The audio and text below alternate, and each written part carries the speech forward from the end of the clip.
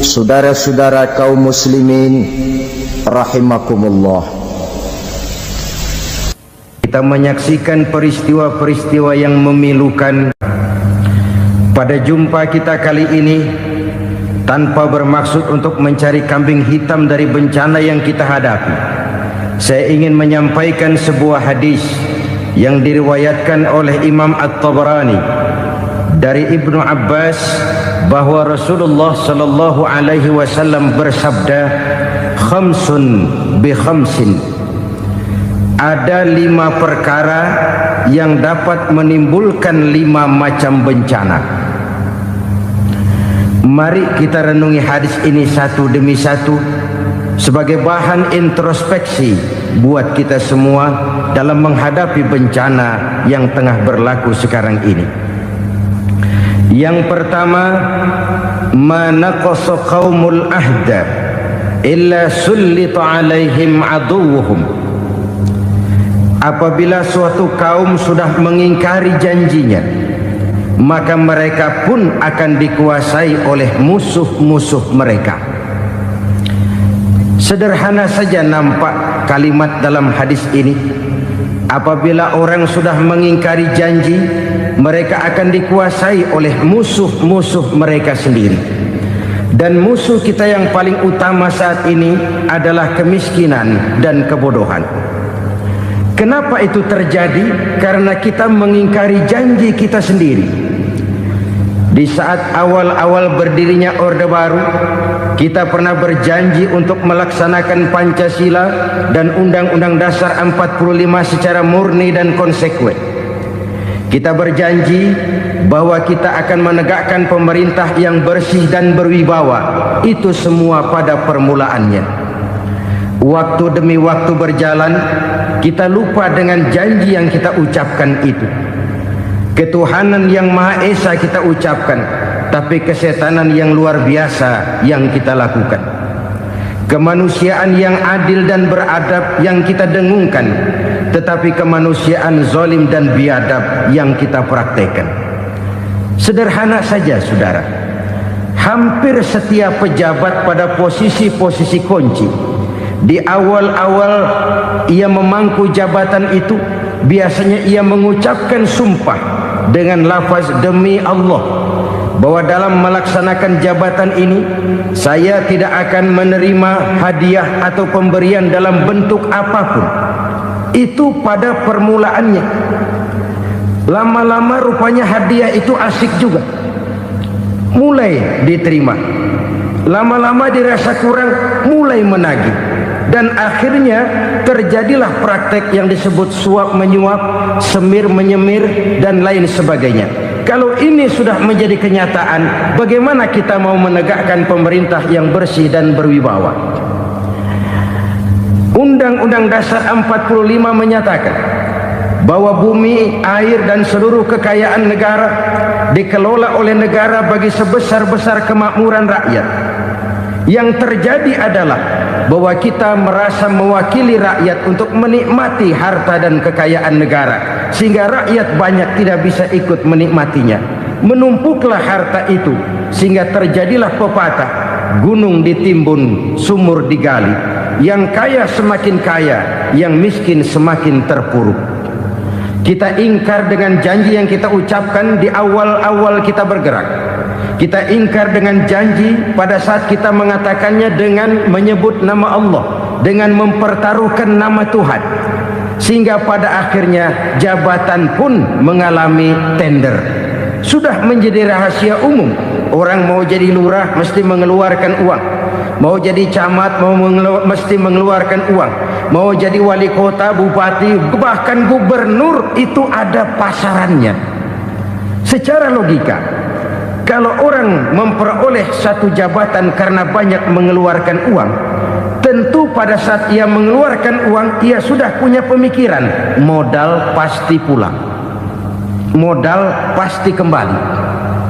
Kalau orang memperoleh suatu jabatan karena banyak mengeluarkan uang, maka langkah pertama yang dia lakukan setelah memangku jabatan itu ialah bagaimana uang bisa kembali, bagaimana modal bisa pulang. Kalau modal sudah pulang, pikiran berikutnya bagaimana supaya dapat untung. Lalu kapan mau bekerja untuk kepentingan rakyat? Itu nomor 18. Kemudian kalau ada proyek-proyek besar, pertanyaannya ialah bukan apakah proyek ini bermanfaat bagi rakyat, apakah proyek ini layak untuk diteruskan, tetapi yang jadi pertanyaan paling utama ialah bagian saya berapa duit dari proyek ini. Kita bisa lihat proyek mega proyek lahan 1 juta hektar di Kalimantan Tengah, triliunan rupiah, dan proyek itu gagal. SD Impres bulan ini diresmikan, bulan depan retak. Jembatan-jembatan bulan ini gunting pita, bulan depan runtuh. Kita ingkar dengan janji. Kita berkata kita bekerja untuk kepentingan rakyat, tapi kita tidak pernah mengenal rakyat itu. Apabila suatu kaum sudah mulai mengingkari janji, maka mereka akan dikuasai oleh musuh-musuh mereka. Akibatnya tersusunlah barisan-barisan sakit hati yang makin lama makin menjadi bola salju, menggelinding membesar, dan kemudian terjadilah hal-hal yang tidak kita inginkan lagi. Apabila suatu kaum sudah mengingkari janji, maka mereka akan dikuasai oleh musuh-musuh mereka. Ini penyebab bencana yang pertama. Kita tidak konsekuen. Tadinya kita dengan lantang teriak-teriak berantas korupsi, ganyang korupsi. Pada waktu kita belum mendapat kesempatan. Setelah kita naik punya kesempatan, rupanya korupsi enak juga dirasa. Terjadi pergeseran nilai, orang luntur, kehilangan idealisme awal. Lalu untuk menghibur diri, menutup kesalahan, kita gunakanlah pepatah bahwa tidak ada gading yang tak retak, bahwa kita harus mikul dhuwur mendem jero. Itu semua cuma sebagai dalih agar kesalahan kita tidak dibicarakan orang lain. Padahal kita sendiri yang mengingkari janji. Kita yang keluar dari komitmen awal kita. Kita berjanji melaksanakan Pancasila dan Undang-Undang Dasar 45 dengan murni dan konsekuen. Kita berjanji untuk menegakkan pemerintah yang bersih dan berwibawa. Namun dalam kenyataannya itu tidak kita laksanakan dengan sebagaimana mestinya. Kita bergeser, kita mengalami proses degradasi, peluncuran nilai, dan akhirnya terbentuklah barisan-barisan sakit hati yang semakin lama semakin membesar itu. Kita harus introspeksi.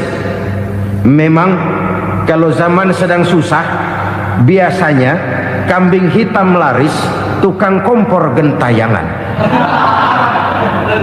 Itu dari dulu selalu mencari kambing hitam. Karena itu kita tidak bicara orang, kita tidak bicara siapa yang salah, kita bicara sistem, dan sistem itu bisa mengena siapa saja. Kalau orang sudah mulai mengingkari janji, bergeser dari komitmen awal, itu sudah mulai ia mengalami proses peluncuran, proses degradasi. Ini penyebab yang pertama. Kita tidak lagi konsekuen bahwa bumi, air, sumber daya alam adalah milik negara, dikuasai oleh negara, digunakan bagi sebesar-besar kemakmuran rakyat. Ternyata rakyat yang makmur itu tidak merupakan gambaran yang menyeluruh dari rakyat kita. Undang-undang dasar kita menganut ekonomi kekeluargaan, tapi yang kita praktekkan adalah ekonomi keluarga. Kalau bukan keluarga nggak dapat proyek. Kalau bukan keluarga nggak dapat macam-macam. Kekeluargaan kita rubah menjadi keluarga. Timbullah penyakit nepotisme. Kita bergeser, kita ingkari janji, dan kita anggap kita atasnamakan rakyat. Rakyat cuma sekedar jadi address, rakyat cuma sekedar jadi alamat, tetapi kehidupan mereka tidak banyak berubah dan tidak banyak terangkat. Kaum muslimin rahimakumullah, ini penyakit yang pertama, penyebab bencana yang pertama. Yang kedua, kata Nabi, wa ma hakamu bighairi ma anzalallah, apabila hukum yang diterapkan sudah tidak lagi bersumber dari hukum Allah, illa fasya fihimul faqru, maka akan bertebaranlah kemiskinan di mana-mana. Ini artinya apa? Apabila hukum tinggal sebuah stempel, apabila hukum sudah diatur menurut kepentingan, apabila hukum sudah tidak lagi ditegakkan secara adil, maka kemiskinan merambah di mana-mana. Hukum diatur menurut selera orang yang sedang berkuasa, maka yang benar bisa jadi salah, yang salah bisa jadi benar. Hukum dalam kenyataan hidup berlaku seperti pisau. Pisau itu kan saudara lihat, yang namanya pisau dimanapun itu tajamnya ke bawah, ke atas tumpul. Kalau hukum itu, kalau untuk rakyat, hukum itu tajam bukan main, cepat sekali dilaksanakan. Tapi giliran menengah ke atas, yang gedean dikit berbuat salah, hukum tumpul. Hukum pura-pura tidak dengar, akibatnya terluka rasa keadilan rakyat.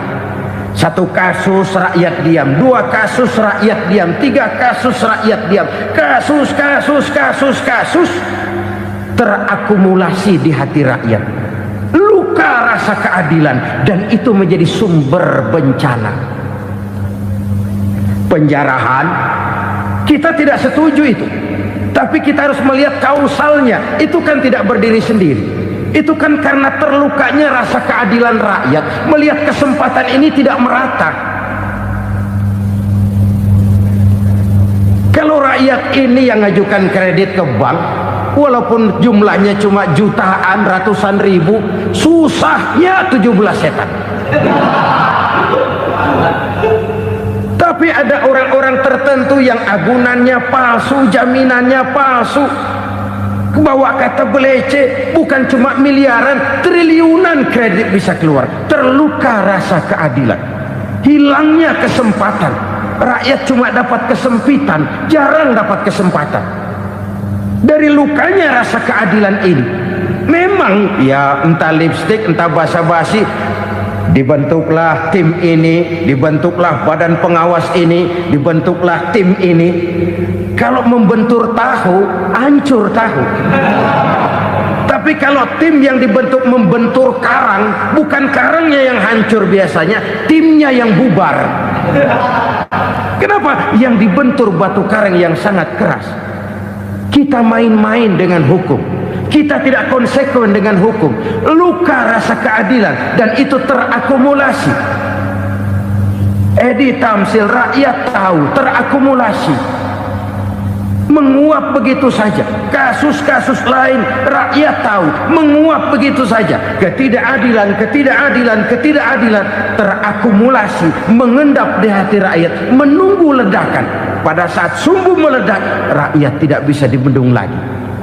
Oke, kita tidak setuju dengan penjarahan, tapi jangan melihat itu sebagai peristiwa yang berdiri sendiri. Kenapa itu terjadi? Kausalnya kenapa? Oke, kita tidak setuju memang, tapi yang dijarah oleh rakyat kan memang cuma untuk perut. Yang dijarahkan beras, yang dijarahkan televisi, yang dijarahkan kulkas yang masih bisa dihitung, yang memang real untuk kebutuhan rakyat. Penjara berdasi kepala botak yang menguras uang rakyat habis-habisan, enak saja melenggang dalam kehidupan ini. Makin terluka rasa keadilan rakyat. Apabila hukum yang diterapkan sudah menyimpang dari keadilan yang diajarkan Allah, fasyafihimul fakru, bertebaranlah kemiskinan. Aneh, memalukan, memilukan. Sebuah negara agraris yang katanya pulaunya hijau royo-royo, gemari palau jenawi toto tentem kertora harjo, yang tahun 93 pernah mendapat penghargaan dari FAO, Badan Pangan Sedunia, sebagai negara yang berhasil dalam swasembada pangan. Sekarang ini kita terpaksa betul beli beras dari Vietnam, beli beras ke Kamboja, beli kedelai dari Kamboja. Kenapa? Kenapa? Lahan sawah kita habis ditanami pabrik. Teknologi kita, teknologi loncatan yang non-applied, tidak terpakai oleh kita. Lantas lahan yang tidak bisa kita tanami, kita paksakan lahan-lahan gambut menjadi tanah pertanian yang subur dengan biaya triliunan, dan kita gagal. Kita cari jarum dan kapak hilang. Kita mau jadi negara industri dengan loncatan teknologi yang maju, kita lupakan pola pijak kita sebagai negara agraris, dan akhirnya kita kecolongan. Lihatlah dewasa ini, rakyat kita antri sembako di mana-mana. Di sebuah negara agraris, ketidakadilan melahirkan kemiskinan, kemiskinan moral dan kemiskinan material. Kemiskinan moral, rakyat nggak percaya lagi sama pejabat. Rakyat mengalami krisis figur. Orang alah lu ngomong dah sama ember.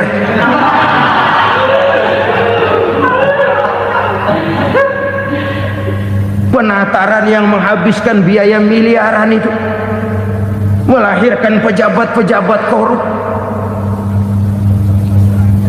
Pengawasan yang menghabiskan biaya miliaran itu ternyata impoten, mandul.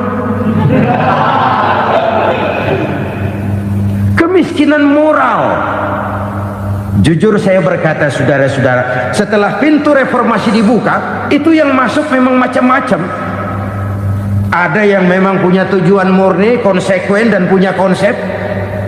Ada yang nunggu di tikungan, begitu mobil lewat nyamber pintu, berangkat ikut reformasi.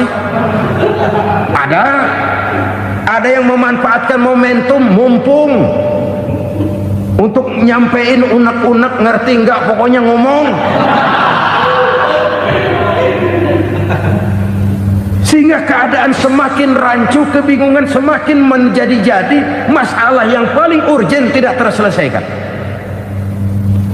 Sekarang ini orang berpikir mendingan jadi pala ular daripada jadi buntut macan. Buntut macan memang hebat macan, tapi kalau buntutnya cuma ugel-ugel di belakang buat apa? Mendingan jadi pala ular, kecil juga nyaplok. Artinya ya biar kecil juga kalau punya partai kan gagah. Lalu rame-rame bikin partai kayak bikin arisan. Orang makin mengalami dislokasi. Semua mau jadi pahlawan, semua mau nomor satu, semua ngomong. Iya kalau bidangnya, kalau bukan makin rancu.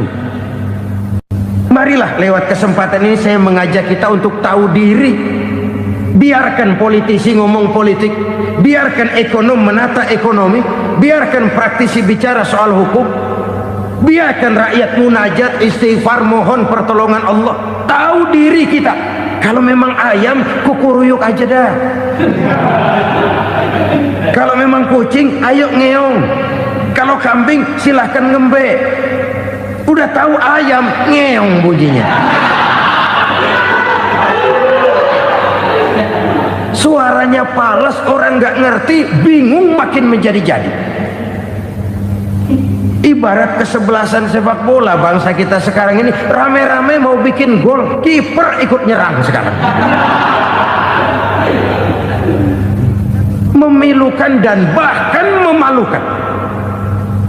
Wa ma hakamu bighairi ma anzalallah illa fasha fihimul fakru. Kalau hukum yang diterapkan sudah menyimpang dari keadilan yang diajarkan Allah, bertebaranlah kemiskinan di mana-mana. Coba sekarang ini yang punya duit bingung, apalagi yang kagak punya duit. Yang pengusaha gede ngeluh, apalagi yang pengusaha pas-pasan. Yang kagak punya beras, yang punya beras saja masih bingung, apalagi yang nggak punya beras. Ini sudah demikian merata.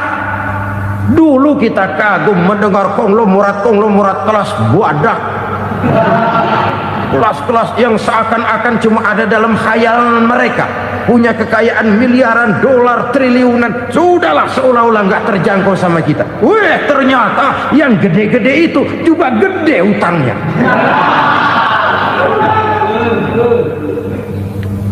dan rontok satu demi satu. Ternyata rakyat selama ini cuma dialamatkan, cuma dijadikan address. Rakyat yang tidak banyak ngerti persoalan ini harus menanggung hidup ini begini berat, harus menanggung beban hidup ini begini tinggi, daya beli semakin lemah, semakin terpuruk dan terpuruk, sedang keadaan belum juga banyak berubah. Yang hutang sama luar negeri itu kan bukan rakyat kecil, Ciano. Yang banyak nyimpen dolar juga kan Ciano. Rakyat kecil bocah kampung mah jangankan nyimpen dolar, ngelihat juga tumben. Kemana kita mesti bercermin? Sekali lagi saya mengatakan maaf, kita tidak bermaksud mencari kambing hitam. Karena itu kita tidak bicara orang, kita bicara sistem, kita bicara keadaan. Beginilah yang dikatakan Nabi, penyebab timbulnya bencana, hukum yang ditegakkan tidak lagi berorientasi kepada keadilan, tapi berorientasi kepada kepentingan. Akhirnya bentuk hukum seperti pisau, tajam ke bawah, tumpul ke atas. Hukum cuma buat rakyat kecil, tetapi kelompok menengah ke atas kadang-kadang kebal dari perlakuan hukum. Maka bertebaranlah kemiskinan. Iya, kemiskinan moral berupa lukanya rasa keadilan. Kalau rasa keadilan terluka, orang kan nunggu kesempatan, saudara. Iya, dia nggak bisa ngomong, iya dia nggak sanggup action, iya dia nggak bisa tunjuk rasa, tapi hatinya kan kapan ada kesempatan, kapan ada waktu, tunggu. Hatinya mesti begitu, sehingga begitu ada kesempatan terjadilah hal-hal yang tidak terhindarkan. Dan itu ekses, bukan reformasi. Jangan seperti sebuah dialog saya dengan seorang abang beca. Saya bertanya, bang, iya, abang tahu nggak reformasi? Tahu. Ustadz, apa? Pembakaran. Terus penjarahan, lalu perkosaan. Itu reformasi. Itu yang saya lihat. Nah, itu yang dia lihat. Saya tentu tidak menyalahkan abang beca kita, karena memang itu yang dia lihat dan sejauh itu wawasannya. Tapi ini indikasi bahwa banyak rakyat kita yang belum bisa menggunakan kebebasan secara bertanggung jawab. Padahal kebebasan tanpa tanggung jawab tirani. Sebuah contoh gampang-gampangan. Saya beli radio, saya setel di kamar saya, lalu saya bilang, ini radio gue. Yang beli gue, pakai duit gue setel di kamar gue, sekeras-kerasnya, gak ada urusan sama orang lain. Itu kata saya. Tetapi tetangga saya sebelah rumah kan boleh juga ngomong begitu. Kata tetangga saya, ini mata gue, yang ngantuk gue tidur di kamar gue, kenapa suara radio lu nyampe kemari? Artinya apa ini? Kebebasan saya nyetel radio dibatasi oleh kebebasan tetangga saya yang mau tidur. Tidak ada kebebasan mutlak. Kebebasan mutlak tanpa tanggung jawab kembali akan melahirkan tirani, kembali akan melahirkan pemaksaan kehendak. Dan itu lagi-lagi bukan demokrasi. Saudara-saudara kaum muslimin rahimakumullah. Ini penyakit yang kedua, lukanya rasa keadilan, terutama di kalangan rakyat kecil. Itu mengendap menjadi akumulasi dan menunggu giliran kapan bisa dimuntahkan. Dengan kata lain, rakyatnya udah banyak banget makan yang perutnya jadi enak, nyelam. Kapan nunggu muntahnya? Udah begini banyak akumulasi yang mereka pendam di perut ini, sehingga ketika terjadi kesempatan itu sudah tidak terkendalikan lagi. Kita out of control. Saya tidak mentolerir sikap-sikap kekerasan. Bahkan saya lebih cenderung bahwa kalau di rumah kita banyak tikusnya saja racuni, jangan rumah dibakar. Bahwa ada korupsi, ya, ada kolusi, memang ada nepotisme, tentu. Tetapi Tikusnya saja racuni, jangan rumah dibakar. Masa mau ngusir tikus bakar rumah? Tikusnya lari, tikusnya selamat, rumahnya ewes-ewes.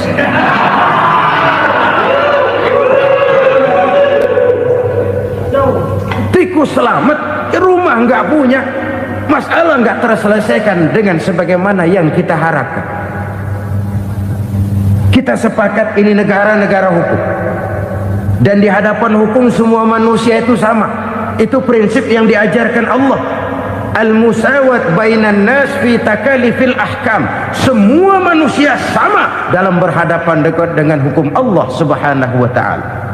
Kalau hukum sudah pandang bulu, itu jelas yang enak yang banyak bulunya. Siapa yang banyak bulunya? Monyet. Kalau hukum pandang bulu, monyet keenakan. Saudara-saudara kaum muslimin rahimakumullah, introspeksi. Mari kita bercermin bagaimana perjalanan hukum selama ini.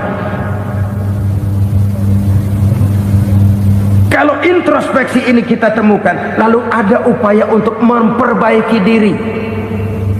Jangan menggunakan tak ada gading yang tak retak, mikul duwur mendem jero untuk menutup-nutupi kesalahan orang.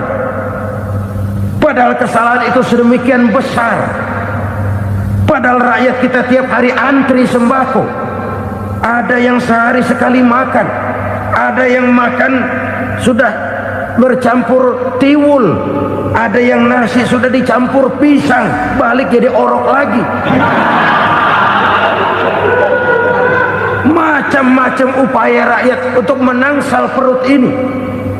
Lalu rakyat ditenang-tenangkan, lebih baik puasa Senin Kemis sambil menghadapi krisis ekonomi. Kenapa rakyat yang disuruh puasa? Kenapa bukan pejabatnya yang puasa lebih dulu untuk kemakmuran rakyat? Kalau rakyat yang memang perutnya udah gepeng disuruh puasa, makin krempeng perutnya. Artinya pejabat harus punya sense of politik. Ya, tidak, puasa itu kan tidak cuma Senin Kemis saja. Puasa itu puasa perasaan, puasa menghargai perasaan yang sedang kondisi yang sedang dihadapi oleh rakyat. Bagaimana rakyat yang tengah antri sembako melihat pejabatnya lewat dengan mobil yang harganya sampai 1 miliar. Oh, inilah pemimpin saya. Luka lagi rasa keadilannya. Kita tidak tenggang rasa. Puasa dalam artian itu pun akan menolong menegakkan semangat kebersamaan, membentuk semangat kebersamaan. Saudara-saudara kaum muslimin rahimakumullah, penyebab bencana yang ketiga dikatakan oleh baginda Nabi, wala zaharat fihimul fahishatu illa fasyafihimul maut. Apabila kekejian telah merajalela, maka maut bertebaran di mana-mana. Kita renungi butir kalimat dalam hadis ini. Apabila kekejian telah merajalela, maut bertebaran di mana-mana. Begitu murah arti sebuah kehidupan. Penjarahan untuk hal-hal yang kecil tapi sampai mengorbankan nyawa. Apabila kekejian sudah terjadi di mana-mana, maut pun bertebaran. Maut dalam arti berpisah ruh dengan jasad, tapi juga maut dalam arti orang bisa mati karirnya, orang bisa mati usahanya, orang bisa mati kesempatannya karena perbuatan-perbuatan keji yang selama ini tidak terbendung. Lahirlah teori mafia. Siapa yang kuat dia yang berkuasa, siapa yang lemah dia menjadi mangsa. Proyek-proyek besar yang menang tender itu ya dari itu ke itu saja. Yang pengusaha-pengusaha tidak punya koleksi, koneksi, tidak bisa bayar komisi, dapat proyek tetelan. Ada dagingnya dikit, namanya juga tetelan. Dagingnya sudah habis disantap oleh meja. sekian puluh meja dilalui, sekian puluh amplop dikeluarkan, sehingga yang akhirnya ya tinggal tetelan itu tadi. Maka kualitas pekerjaan pun sudah bukan lagi jadi masalah. Demikianlah mafia-mafia ini bermunculan di mana-mana. Di pengadilan terkenal mafia pengadilan. Hukum bisa dibeli, hukum bisa dipesan menurut kebutuhan sponsor. Mafia peradilan, mafia politik, mafia ekonomi, bahkan mafia agama yang menggunakan agama sebagai kedok, menggunakan agama sebagai dalih, menggunakan agama sebagai topeng untuk melancarkan maksud-maksud politiknya pun tidak tertutup kemungkinan. Apabila kekejian telah merajalela, maut bertebaran di mana-mana. Korupsi, kolusi, nepotisme itu bagian dari kekejian. Kita selama ini kalau mendengar maksiat, itu yang terbayang cuma judi, mabuk, zina. Iya, itu maksiat. Tapi korupsi, kolusi, nepotisme itu juga maksiat dalam bentuk lain. Kalau ini sudah bertebaran, maka maut terjadi di mana-mana. Jangan bayangkan cuma mati orangnya, itu sih kewajiban. Yang menyakitkan itu orangnya masih hidup tapi dibikin mati, karirnya mati. Kenapa? Karena yang diperlukan bukan cuma orang pinter tapi orang taat. Biar pinter, kalau nggak taat minggir. Biar bodoh, kalau taat bisa nyenangin atasan, bisa nyemir, nyemur. Kumaha juragan wae ayo nama. Itu yang kadang-kadang dapat penghargaan. Tidak ada prestasi kerja kecuali bikin senang orang di atas. Kita lihat di desa-desa jalan rusak. Kalau ada berita pejabat anak mau turun, jalan rata sekali.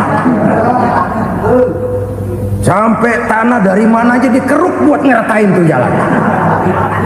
Pejabat pulang legok lagi jalanan.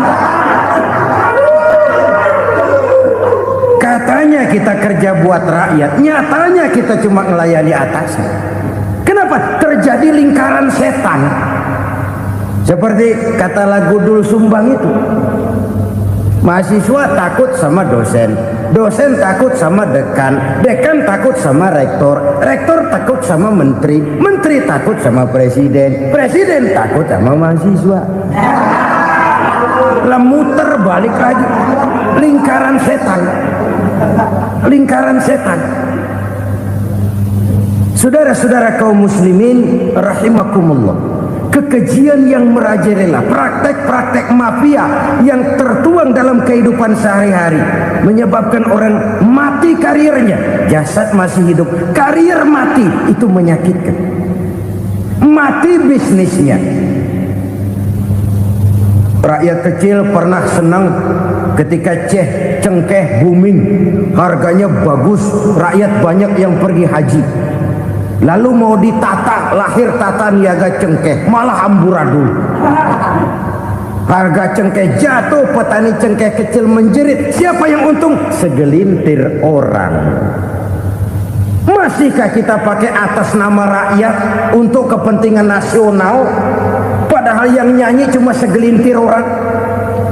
Masihkah kita mau bohongi rakyat ini dengan mobil nasional tapi bikinan Korea?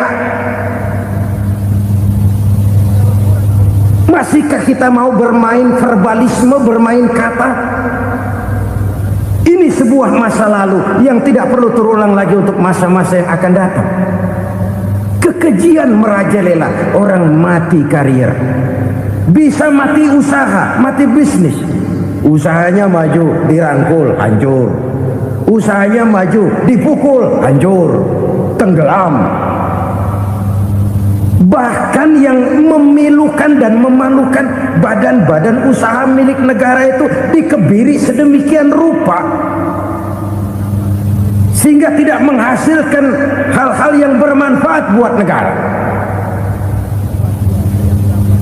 Saudara-saudara kaum muslimin rahimakumullah, kalau nafsu yang sudah mengatur itu semua, maka kekejian pun merajalela.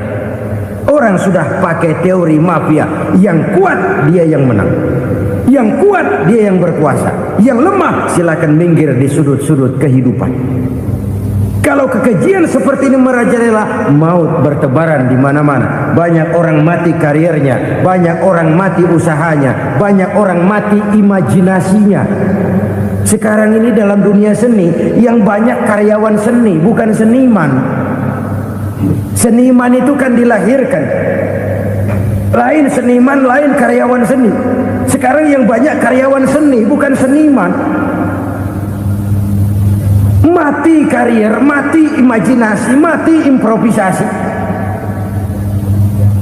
Sehingga kehidupan persis sinetron. Sinetron itu yang kita lihat rumah mewah, yang kita lihat rumah bagus, nggak pernah kita lihat di sinetron kita ini rakyat antri sembako. Kita dijejali hal-hal yang indah, yang wah, yang membuat kita tenggelam dalam gaya hidup instan, tenggelam dalam gaya hidup wah. Kita lupa dengan realitas keseharian di tengah-tengah masyarakat kita. Lahirlah kelompok-kelompok selebritis, dibesarkan oleh berbagai media. Selebritis pilek aja masuk koran, pilek.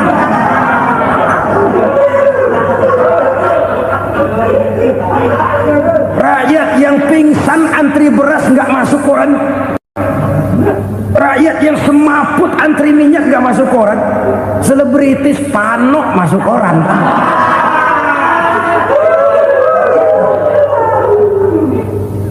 Kita besarkan hal-hal kecil, kita kecilkan hal-hal besar. Kenapa? Kita mengejar oplah, kita profit oriented, tidak lagi berorientasi kepada realitas hidup yang kita hadapi ini. Kalau kekejian sudah merajalela, kata Nabi, maka maut bertebaran di mana-mana. Maut dalam artian maut, coba lihat sekarang begitu murah nyawa. Karena 1000 perak orang mau nusuk bunuh. Karena beras seliter orang khilaf. Begitu murah kehidupan. Tapi kekejian dalam bentuk korupsi, kolusi, nepotisme, kekejian dalam bentuk itu mematikan karier, mematikan bisnis, mematikan imajinasi, mematikan kreativitas. Itu juga maut dalam bentuk lain akibat kekejaman lain. Ini penyebab yang ketiga. Yang keempat, penyebab bencana menurut baginda Rasul, wala tuffiful mikyala illa muni'un nabat.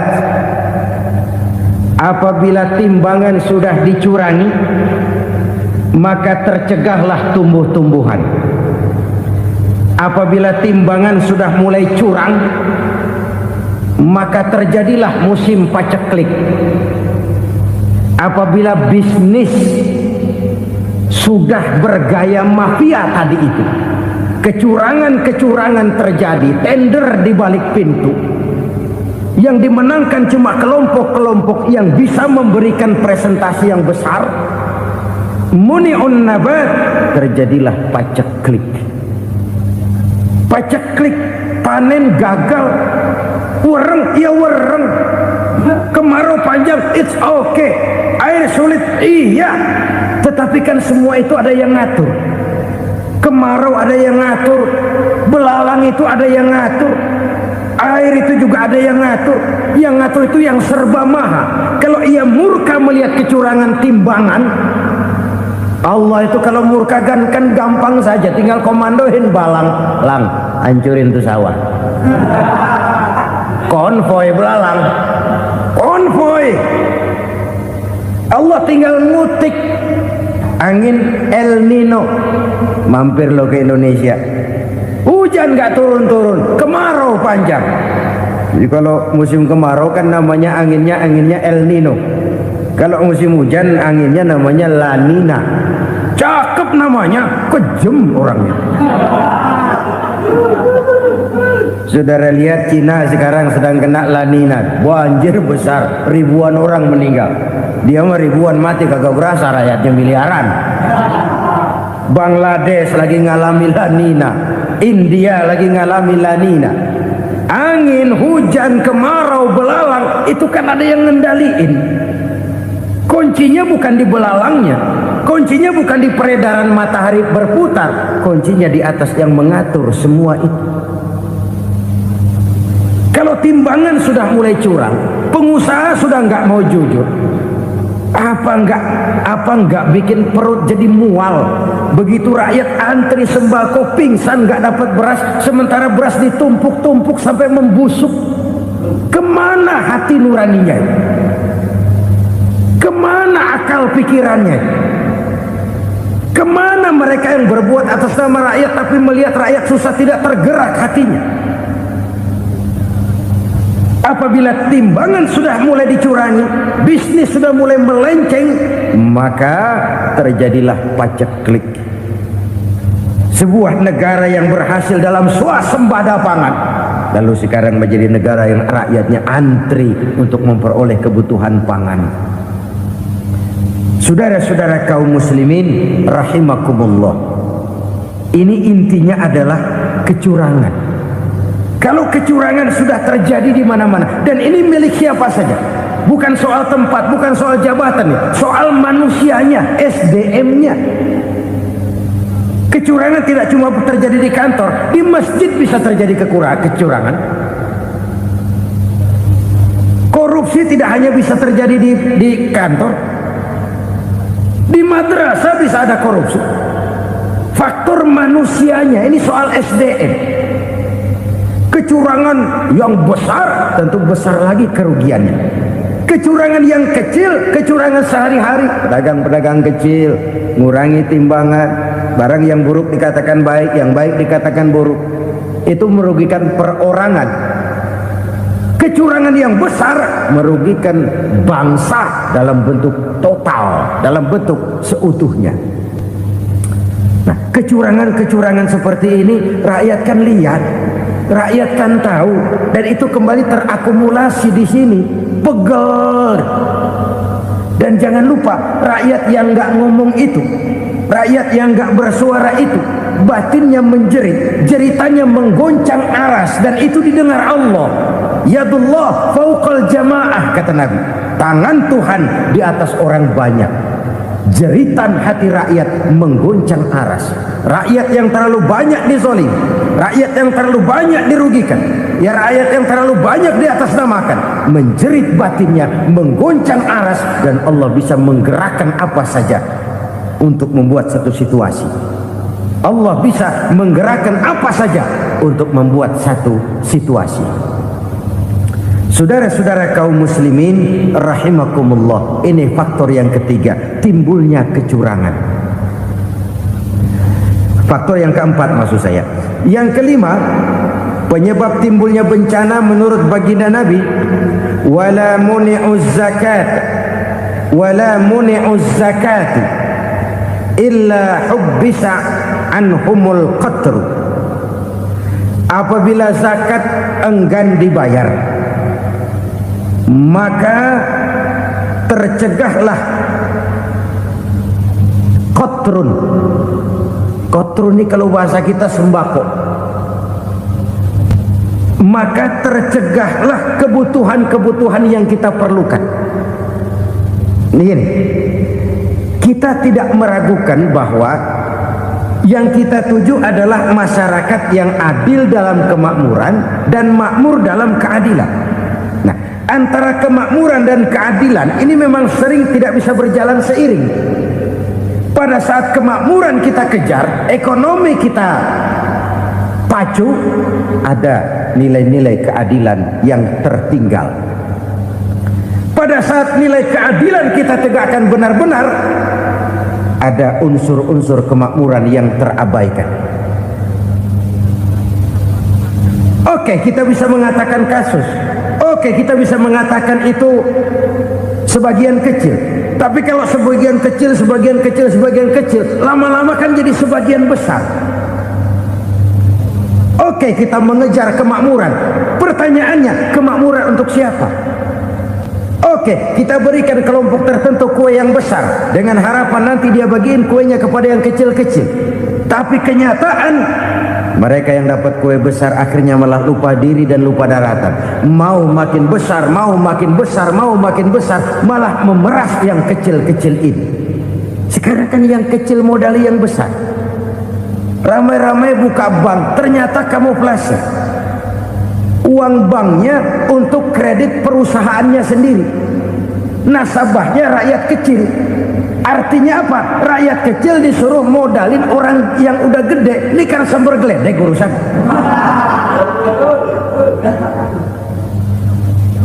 Ini kan permainan apa lagi? Rakyat kecil suruh modali yang gede. Nasabahnya rakyat kecil, kumpulkan uangnya di bank, kucurkan kredit kepada perusahaannya sendiri. Bukankah itu rakyat kecil suruh modali yang gede? Sudah begitu kejamkah kita untuk meraih keuntungan dengan mengorbankan orang kecil ini? Sudah tidak bicara lagi kah nurani kita melihat penderitaan orang yang semakin susah ini? Kalau zakat enggan dibayar, padahal zakat 2,5% saja, 2,5% saja. Kalau itu pun enggan, kalau zakat saja enggan, bagaimana pula yang namanya sodako, bagaimana pula yang namanya infak, bagaimana pula yang namanya santunan, bantuan. Kadang-kadang lipstick nyumbang si nyumbang, cuman nyolongnya lebih gede. Ini namanya sumbangan lipstick. Buat lipstick itu kan buat ngumpetin bibir pucat. Itu fungsi utama lipstick. Buat ngumpetin korupsinya, nyumbang kegiatan-kegiatan sosial. Tapi yang dia korup lebih gede dari yang dia sumbangin. Lipstick kamuflase. Nepu kata anak sekarang.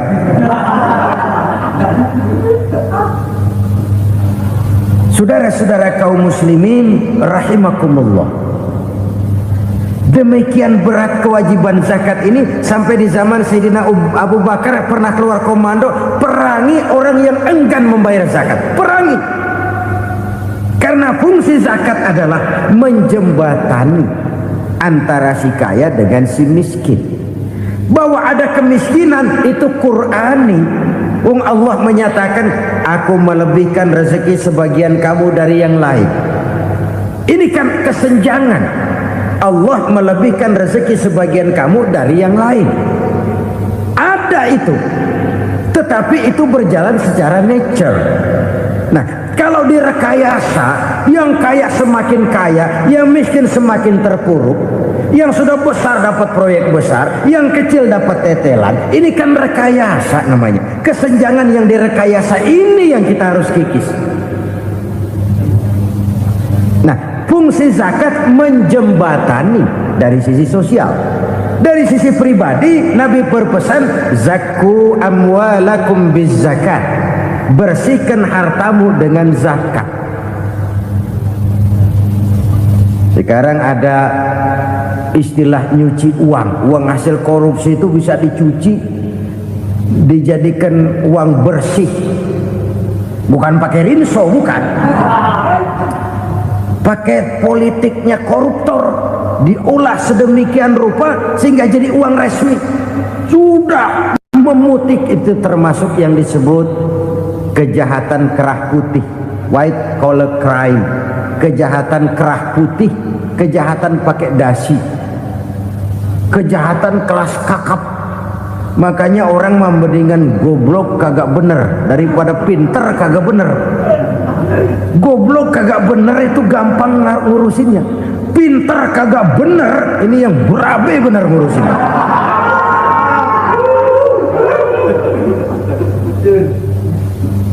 Kita bukan cuma perlu orang pinter kok di zaman sekarang. Kita perlu orang-orang bener yang punya komitmen, yang sesuai kata dan perbuatan, yang bisa merasakan apa yang dirasakan oleh rakyat, yang punya sense of politik yang tinggi, yang peka, yang penuh keterbukaan, yang punya wawasan dan pandangan jauh ke depan. Dari sisi pribadi, zakat itu membersihkan harta kita. Ya, dia tercampur dengan yang subhat, dia bahkan mungkin tercampur dengan sedikit-sedikit yang haram. Itu zakku Zakku amwalakum bizzakat. Bersihkan hartamu dengan zakat itu. Pada sisi sosial ia menjembatani, pada sisi pribadi ia membersihkan harta kita. Karena itu kalau kita minta berdoa minta rezeki, syarat rezeki itu halalan thayyiban wasi'an. Enggak pernah kurang dari 3 itu. Halal, bagus, banyak. Halal, bagus, tapi sedikit, susah ngaturnya.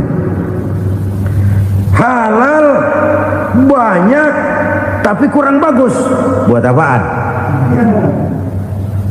Bagus, banyak, tapi haram. Enggak ada artinya. Sebab kata Imamul Ghazali, kalau kau terlalu suka memakan makanan yang haram, dikunyah masuk ke dalam perut besar, digiling oleh perut besar, menghasilkan energi, menggerakkan sel-sel pembuluh saraf, kau juga akan cenderung berpikir yang haram. Kalau sudah cenderung berpikir yang haram, perbuatan pun akan mengarah kepada perbuatan-perbuatan yang haram. Dulu waktu kelompok Jimbaran 200 konglomerat Indonesia kumpul, dihimbau supaya sekian persen kasih pengusaha-pengusaha lemah. Itu kan cuma sekedar belas kasihan, tidak banyak menolong keadaan. Dan bukan itu yang diperlukan pengusaha-pengusaha kecil. Yang diperlukan adalah berikan kami kesempatan seperti mereka dapat kesempatan. Berikan kami peluang seperti mereka juga dikasih peluang. Kalau cuma dikasih 100 juta, 200 juta hari ini, usaha kami nggak ada prospeknya, peluang kagak ada, kan sama juga bohong. Diceburin ke kali, disuruh berenang, tangan diikat, mendingan mampusin ketahuan. Ayo berenang, berlomba, tangan diikat, kaki diikat, sama saja nyuruh mati. Jadi jangan kasih ikannya, kasih kailnya. Yang diperlukan pengusaha kecil menengah ke bawah itu bukan cuma sekedar belas kasih dari konglomerat-konglomerat besar. Berikan kami peluang seperti mereka juga dapat peluang. Berikan kami kesempatan seperti mereka dapat kesempatan. Berikan kami kredit dengan kemudahan seperti mereka juga kalau minta kredit begitu mudahnya. Menciptakan peluang dan kesempatan, pemerataan. Bukan menciptakan manusia Indonesia dengan standar ekonomi yang sama. Semua rumahnya harus sama, semua punya mobil. Itu sih kebersamaan bebek. Bebek, coba lihat bebek. Satu ngalor semua. Satu ngidul semua. Kebersamaan bukan itu. Kebersamaan adalah menciptakan peluang. Kalau yang kaya bisa semakin kaya, kenapa yang miskin tidak bisa ikut naik jadi sedikit kaya? Kalau pengusaha yang sudah kuat bisa bertambah menjadi kuat dengan proyek mega proyek, kenapa yang menengah tidak bisa ikut menjadi kuat? Dan kenapa kekejian itu merajalela? Kita dengar lewat berita-berita PLN tekor, PLN utang. Kenapa? Dia beli listrik dari swasta yang belinya lebih mahal daripada penjualannya. Artinya dia beli itu listrik dari perusahaan listrik swasta, dia jual kepada rakyat lagi. Harga jualnya lebih murah daripada dia beli kepada swasta. Kenapa? Ada tekanan lagi tuh. Biasa siklus lagi. Hukum Boyle. Atas neken, paling bawah gepeng. Ya kita nih rakyat kecil, emang nasibnya gepeng terus. Saudara-saudara kaum muslimin rahimakumullah, dari 5 penyebab bencana ini kita ambil kesimpulan untuk sebuah renungan dan introspeksi kita bersama. Pertama, mengingkari janji, padahal janji itu yang lebih tinggi nilainya adalah di hadapan Allah Subhanahu wa taala. Baik wakil-wakil rakyat di parlemen maupun pemimpin-pemimpin rakyat di dalam kabinet, apabila memangku suatu jabatan, selalu mereka mengawali dengan sumpah, dan sumpah itu dimulai dengan demi Allah. Sadarkah kita pada saat itu kita ucapkan bahwa kita sudah mempertaruhkan Allah untuk jabatan yang kita pegang. Kita sudah mempertaruhkan nama Allah untuk posisi yang dipercayakan kepada kita. Sadarkah kita bahwa menyia-nyiakan itu satu dosa yang sangat besar, yang tidak hanya kepada Allah tetapi juga kepada rakyat yang kita wakili, kepada rakyat yang kita pimpin. Cukuplah sudah rakyat dijadikan adres, umat dijadikan alamat sebagai numpang. Marilah kita kembali kepada komitmen awal dengan jujur kepada janji kita sendiri. Lalu yang kedua, kekejian, baik berupa korupsi, kolusi, nepotisme, dan perbuatan-perbuatan lain akan melahirkan kemiskinan. Kekurangan pangan bukan satu-satunya yang menyebabkan rakyat menderita. Lukanya rasa keadilan terakumulasi di hati rakyat, dan jeritan hati rakyat mengguncang aras. Kalau Allah murka, Allah bisa melakukan apa saja untuk menciptakan suatu kondisi.